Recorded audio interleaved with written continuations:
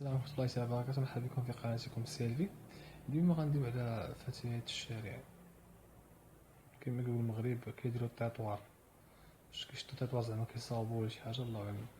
المهم هاد الفتيات يقدر يكونوا مظلومات من طرف المجتمع، يقدر يكونوا داروا واحد الغلطة في الصغر ديالهم وخرجوا من دارهم مقدروش يرجعوا.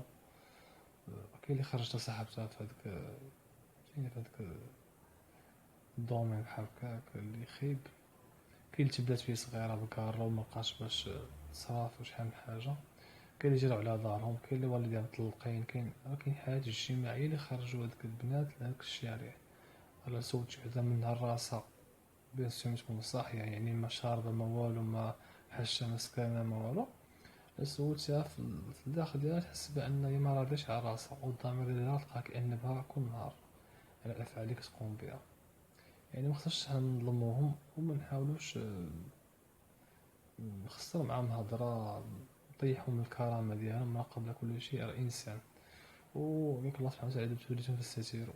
فهمتيني؟ واحد دار شي حاجة يطلب العفو من سيدي ربي يلا غفور رحيم. وكاين في هاد القول ان قالك البحر كل ليل كيطلب الله سبحانه وتعالى انه يخرق العباد ديال الله سبحانه وتعالى، والله كيرجعو. والسماء كطلب سيدي ربي ان تكسف بين الارض وسيدي ربي كيرجعها، وان الارض كطلب انها تشق وتبلع بني ادم وربي كيرجعها. وفي الاخر كيقول لهم ربي لولا اذا خلقتموهم لرحمتموهم وان الله غفور رحيم. ونتمنى المغفرة، كل بني ادم خطاء خير خطاؤون التوابون. وصدق الله العظيم والى